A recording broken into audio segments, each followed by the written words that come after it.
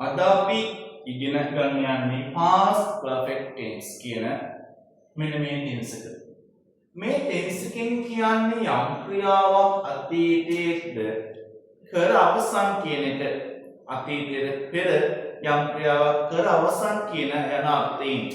හැබැයි මේ past perfect tense එකේදී භාවිතා කරනවා පුතේ මෙන්න මෙහෙම පදයක් had කියලා. had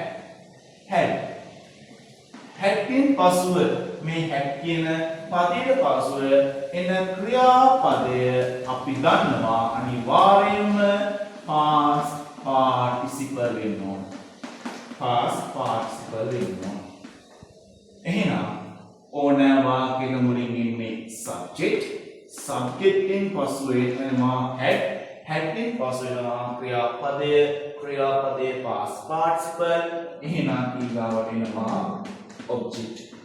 එහෙනම් මෙන්න මේ past perfect tense වාක්‍යයක් හදද්දී භාවිතා වන ආකාරය තමයි මෙන්න මේ ක්‍රමයට අපි හදුවනම් අපිට වාක්‍ය නිර්මාණය කරගන්න හරිම ලේසි. ඔයාලා ගන්නවා මෙන්න මෙතන තමයි ප්‍රවේශම් වෙන්න ඕන.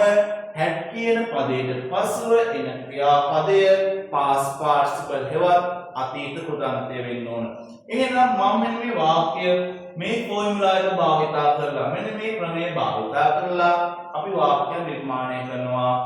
ඔහු කාර්කම් මිලදී ගත්තා. ඔහු කාර්කම් මිලදීගෙන තිබුණා. ඔහු කාර්කම් මිලදීගෙන තිබුණා. කොහොම කියන්නේ he had bought a car. බලන්න එහෙනම් he had bought a car.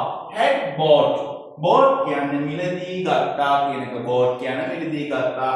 had කියන පදයට පසු වෙන ක්‍රියාපදය past participle මිලදී ගන්නවා නම් කියනවා අපි buy කියන ක්‍රියාපදයේ past participle එක තමයි bought කියන්නේ.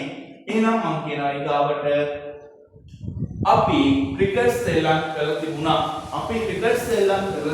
කියන්නේ කොහොමද? එහෙනම් we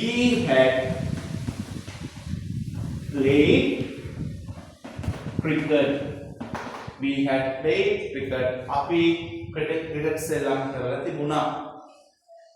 අපි දන්නවා past perfect tense එකකින් මෙන්න මෙවැනි වාක්‍ය අපිට නිර්මාණය කරන්න පුළුවන්. එහෙනම් ඔයාලා දන්නවා past perfect tense එකක් හදන හැටි subject had ඉන්න පසුව එන ක්‍රියාපදය අනිවාර්යෙන් past participle plus object.